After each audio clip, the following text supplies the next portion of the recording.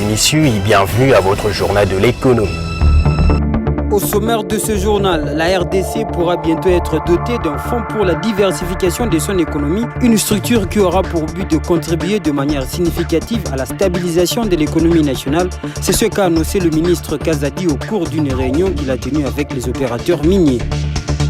Et au Nigeria, la banque axée sur le digital va investir dans l'expansion de son expertise au niveau continental, et cela grâce à la levée de 55 millions de dollars du marché financier du pays. Les détails dans ce journal. En 2022, la République démocratique du Congo prendra bel et bien la présidence de la communauté économique des États d'Afrique centrale, car le président Félix Tshisekedi a déjà donné son accord de principe pour succéder au président Denis Sassou Nguesso à ses postes qu'il occupe depuis 2020. Voilà ce qui ressort de la rencontre entre le président congolais et le président de la commission de la CEEAC à Kinshasa. Cette rencontre a permis également d'évoquer les grandes décisions prises lors de la 19e session ordinaire de cette organisation économique sous-régionale. Je peux vous dire une décision, c'est sur la sécurité maritime à la région. C'est même la première décision, et c'est sur la sécurité maritime. Il y a une autre décision sur la création de l'Organisation de santé de l'Afrique centrale, l'OSAC. Il y a une autre décision sur la zone de libre-échange de l'Afrique centrale et le soutien de cette zone de libre-échange à la zone de libre-échange continentale, la ZLECAF. Il y a une autre décision sur la vaccination, l'idée commune de vaccination en région d'Afrique centrale. À travers la présidence de la CEEAC, la RDC va encore à nouveau asseoir son leadership sur le continent africain. Créée en 1983, la CEEAC vise la création d'un marché commun et le développement économique pour mettre en place de nouvelles structures pouvant permettre le progrès des pays membres. Pour maximiser de manière accrue les recettes publiques, l'État congolais est appelé à diversifier son économie car le secteur minier reste le seul grand pourvoyeur de recettes au trésor public. C'est donc pour cette raison que le ministre des Finances a annoncé la création d'un fonds d'investissement pour la diversification de l'économie congolaise. Le projet est en cours d'élaboration en vue d'ouvrir la voie au processus de développement pérenne. Toutefois, le ministre a exhorté les opérateurs miniers de travailler pour le développement de la RDC. De nouvelles structures seront mises en place pour remettre de l'ordre dans ces secteurs en vue d'accroître les recettes publiques. L'administration de la TVA présente et à venir, mais également le problème de recouvrement des recettes d'exportation, de rapatriement des recettes d'exportation des miniers et également les différents contentieux douaniers que nous avons et bien d'autres problèmes liés à une fiscalité, une parafiscalité qui affecte énormément la trésorerie de beaucoup de nos membres au niveau de la Chambre des mines. Nous avons d'abord trouvé une oreille très attentive auprès de son Excellence, Monsieur le Ministre, une grande ouverture d'esprit de collaboration nous avons convenu de mettre une commission qui va s'approfondir sur des sujets importants. D'un côté, les sujets stratégiques, mais également les sujets que nous rencontrons au quotidien. Certains de ces collaborateurs ont été désignés au cours de cette séance et au cours des prochains jours, nous allons nous retrouver en commission pour pouvoir trouver des solutions appropriées à différents problèmes qui se posent aujourd'hui à notre industrie. Possédant des gisements de dizaines de minéraux, la RDC n'exploite que plus ou moins une dizaine dont le cuivre, le cobalt, l'or, le diamant et autres. C'est donc pourquoi il est impérieux aujourd'hui de s'employer pour la diversification des secteurs productifs du pays.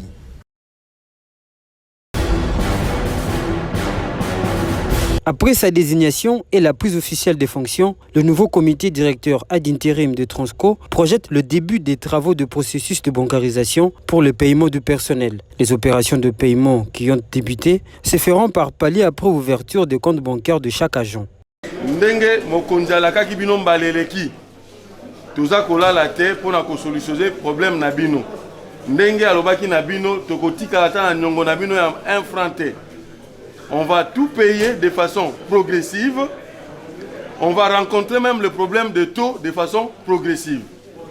Tokobunda, biso équipe bakonzi ya likolo, na bino poto zongi sabino, nesika bozaka ne bandeli to peto le kesika wana. Objectif na bino yango wana. Lelo toye to fongola compte awa. Baninga yesiko tozali bayambi biso. toyokani na bango babi biso tondimi tokotambola na bino boza bato ya sérieux bokofungola ba compte awa makambo na biso nyonso ya Transco ekomi nde awa tokanga motema tokomi kokoma na suka tosimba na loboko po tokatisa ebale elongo totambola malamu bana bazonga classe elanga silela biso ata na suka to récupérer. Cependant, le nouveau comité de gestion appelle les agents de cet établissement public de Transco à accompagner son mandat pour que les solutions durables soient trouvées. Pour rappel, les agents de Transco sont en grève depuis plus d'une semaine. Ils réclament entre autres le paiement de 8 mois d'arriérés de salaire.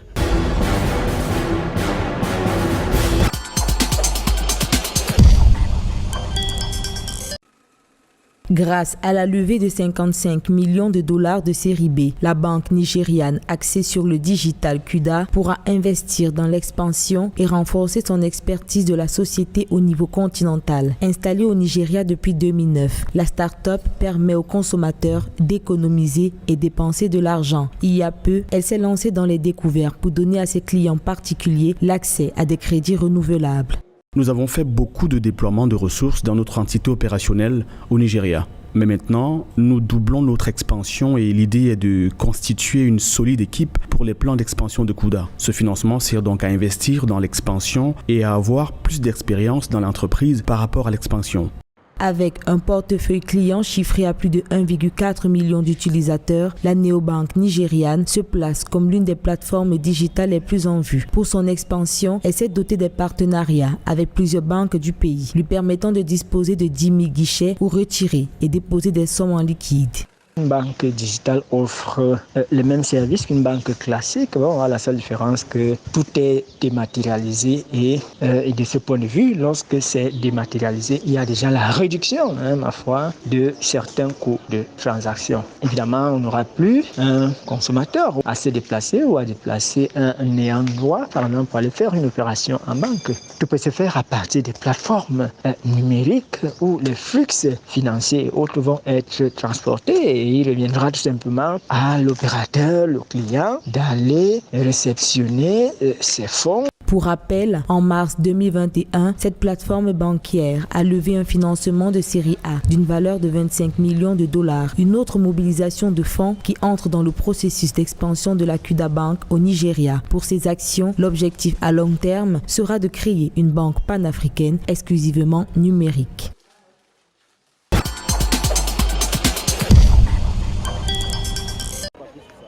Avec 1874 organisations partenaires et plus de 120 000 tonnes de produits mis à la disposition du consommateur, la mission de régulation des approvisionnements contribue massivement à la lutte contre la vie chère au Cameroun. Pour mieux comprendre les attentes du consommateur, elle s'est invitée au SAGO 2021. Objectif, échanger et apporter des réponses aux consommateurs dans l'approvisionnement à faible coût des produits de première nécessité.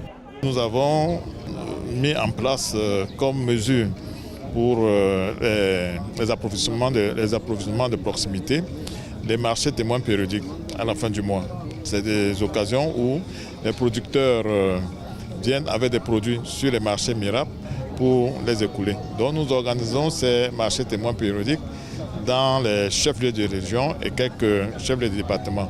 C'est généralement à la fin du mois, pendant la période où la plupart des salariés entrent en possession de leur rémunération. En soutien au panier de la ménagère, la MIRAP organise des marchés forains et des marchés témoins de manière périodique dans les chefs-lieux des régions. Ainsi, depuis 2012, c'est plus de 5000 producteurs qui participent à l'approvisionnement des marchés, engrangeant à ce jour près de 33 milliards de francs CFA. Là où nous avons eu facilement accès au terrain, les magasins sont déjà opérationnels. C'est notamment à Ngaoundéré, à Garoua, à Maroua, à Bertois et à Eboloba. Et bientôt à Yaoundé. Dans les autres régions, nous sommes toujours à la recherche des sites. Mais dès lors que nous trouverons les sites, nous allons construire des magasins témoins de vente. Avec la Covid-19, si les produits comme l'oignon ou l'ail reviennent à des prix abordables, la tomate, fruit le plus consommé par les Camerounais, continue de faire grimper les enchères. Le prix du cajou estimé entre 3 500 à 11 000 francs CFA, voire plus. Ce qui justifie le taux de 0,2% en mars 2021 de l'Institut national de la statistique qui traduit l'indice des prix à la consommation finale des ménages.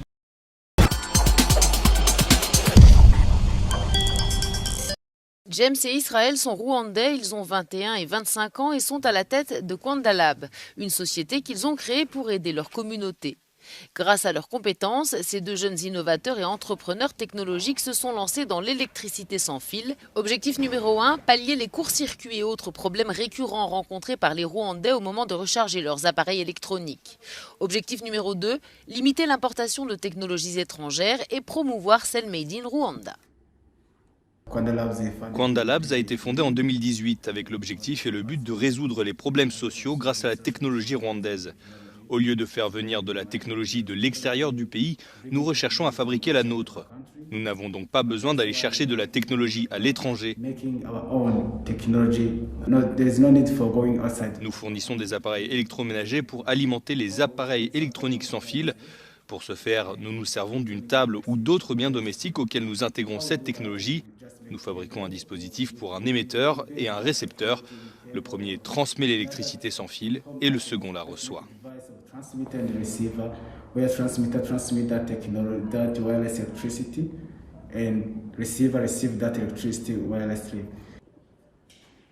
La transmission d'énergie sans fil utilise un champ électromagnétique entre deux objets. Les fondateurs de Kwandalabs assurent que les chargeurs sans fil fournissent plus facilement et plus rapidement de l'électricité. Surtout, le concept est bien plus abordable. James encourage les autres jeunes à entrer dans la dynamique et à mettre leurs qualités et compétences au service de leur communauté. Ne restez pas assis sans rien faire. Faites le premier pas. Examinez les problèmes de la société et essayez de les relier à votre passion, à votre talent et à vos rêves. Car j'espère que tout le monde a un rêve et que chaque rêve est la solution à un problème.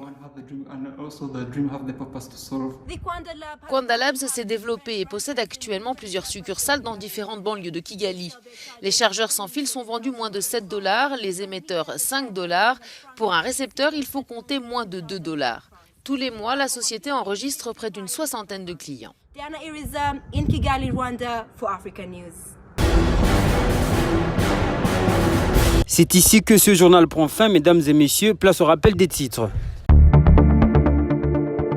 La RDC pourra bientôt être dotée d'un fonds pour la diversification de son économie, une structure qui aura pour but de contribuer de manière significative à la stabilisation de l'économie nationale. C'est ce qu'a annoncé le ministre Kazadi au cours d'une réunion qu'il a tenue avec les opérateurs miniers. Et au Nigeria, la banque axée sur le digital va investir dans l'expansion de son expertise au niveau continental, et cela grâce à la levée de 55 millions de dollars du marché financier du pays.